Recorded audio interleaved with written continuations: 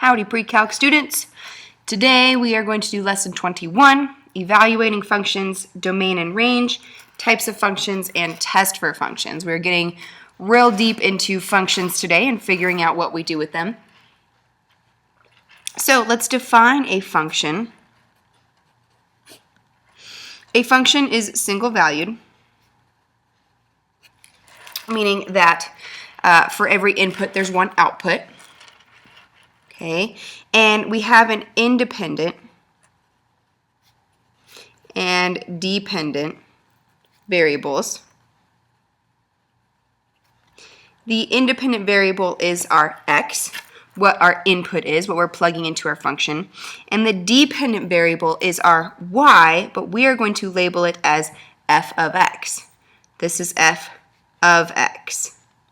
This is not f times x, this is f of x, meaning x is what I'm plugging into my function to get a different value. Okay, so quickie example. If f of x is x squared plus x minus 10, we want to find f of 5. So what does that mean? Everywhere there's everywhere there's an x, I plug in a 5. So f of 5 becomes 5 squared plus 5 minus 10, which is 25 minus 5, which gives me 20. That is f of 5. Now, eventually, we'll write this as a coordinate pair. You don't have to, but what it would look like is our input would be 5, our output would be 20. Okay? Now let's do a little bit of a harder example. If f of x is x squared plus 1, find f of x plus 2. It's the same thing. X plus 2 is my input, and I plug that in anywhere I see an x. So f of x plus 2 becomes x plus 2 squared plus 1. Instead of having an x, now I have an x plus 2. It doesn't matter what you put in your parentheses here. It could be x, it could be Mrs. Smith, it could be puppies, right? Whatever you have, it goes in for your variable.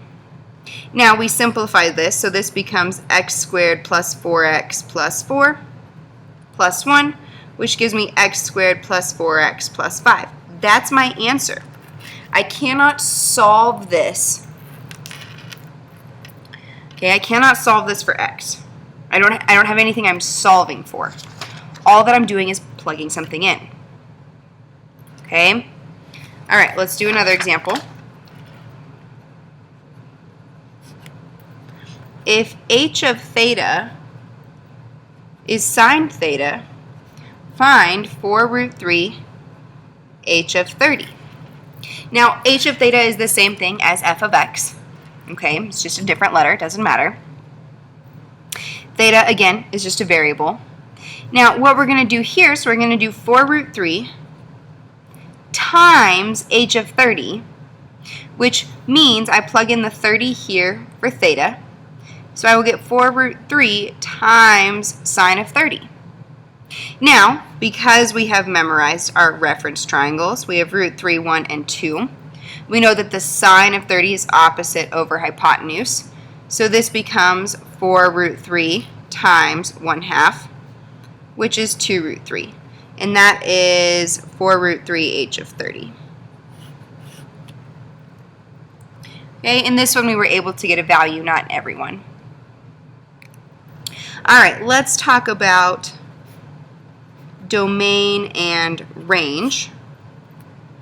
Okay, the domain is all possible x values. Okay, if we have any function, okay, the domain is the values we can put in for x. Okay, and our range is all possible y values. Okay, now don't be confused because I'm using x and y. X is just our input, y is our output. Okay, now what we're going to do is we're going to find places where we cannot have an x value and cannot have a y value. Okay, and we'll find those by our different restrictions. And our restrictions are things like divided by 0, right? We can't divide by 0. So that would be a place where we cannot have an x value. Okay, or the square root of a negative, right? We know that we can have complex numbers, okay, but we're not talking about complex numbers when we're talking about functions. Functions are all real, at least for now. All right, now our domain and range, we write our answers in set builder notation, okay, and we also have what's called interval notation. I'm going to talk about both. Okay, typically we will do set builder, but interval is absolutely fine. Okay, so set builder notation is we use braces. If you're not good at braces yet, that's okay. You will become good at braces. And we use this term, it's kind of an E, and it means element of. Capital R means real numbers, and a straight line means such that. Okay? Now I'm going to show you examples of this, but basically one thing we could say, a quick example, if I had this,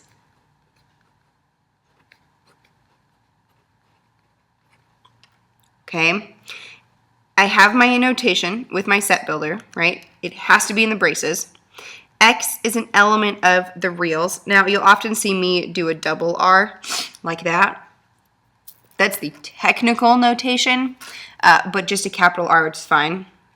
So X is an element of the reals such that, and then I have some parameter. X is less than 0. That's something that is happening to X. Okay? Now, interval notation. Okay, interval notation uses brackets for inclusive and parentheses for non-inclusive. So if I wanted to do something like -3 is less than or equal to x is less than 2. Okay, now what I do is I have a less than or equal to here, which means -3 is included in my set, so I make a bracket on the left of -3.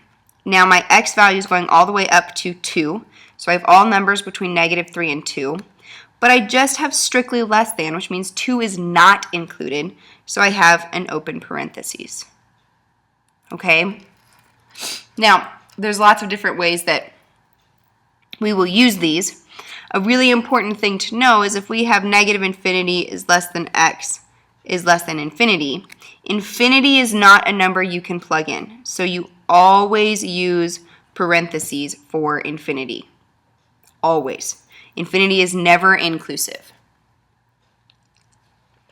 And we also never put x in our either brackets or parentheses, okay? All right, now let's go back to a function. Okay, I gave you kind of a simple definition before. Let's get a more distinct definition. A function is a mapping or correspondence between one set called the domain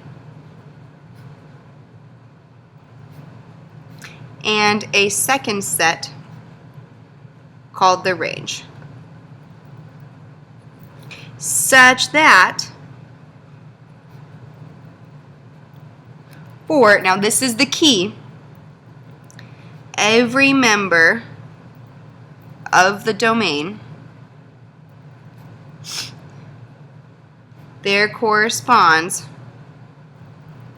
exactly one member of the range. Okay, this is the key right here. Every member of the domain corresponds to exactly one member of the range. Okay, what that means, every input has exactly one output. Okay, now we'll talk about different ways that you can recognize this. Okay, I'm going to just kind of leave it for now because we'll get a little more in depth later. But for now, let's focus on finding those sets of the domain and the range. Okay, so example 4, if f of x is the square root of 10 minus x, find the domain of f. Okay, so again, domain is all possible x values. Now, we have a square root. We know we can't take the square root of a negative number. So I'm going to take the value under the square root, 10 minus x, and I know that it can be only greater than or equal to 0. Now, we know it can equal 0 because the square root of 0 is just 0. That's fine. Okay? But we cannot be less than 0. And I want to solve this for x. So I'm going to add x to both sides. So I get 10 is greater than or equal to x. This is my domain. Those are the parameters that I have for x. X has to be less than or equal to 10. Now, I'm going to write that in both notations. So set builder, I say x is an element of the reals such that x is less than or equal to 10. I write exactly that into my set. Now, I can also write it, this is set builder, interval notation. If x is everything less than 10, that means I have no stopping point. So I'm going to go all the way to negative infinity. And my highest point is 10, inclusive, because it has an equal sign. Okay? Now, I don't write this. That doesn't make any sense, right? We read left to right, meaning we start at the most negative, or the smallest, and go up to the highest. Not that. Okay, let's do another example.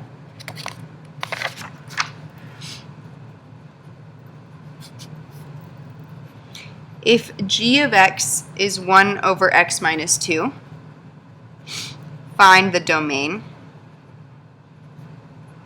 of g. Okay, so this one's a little different.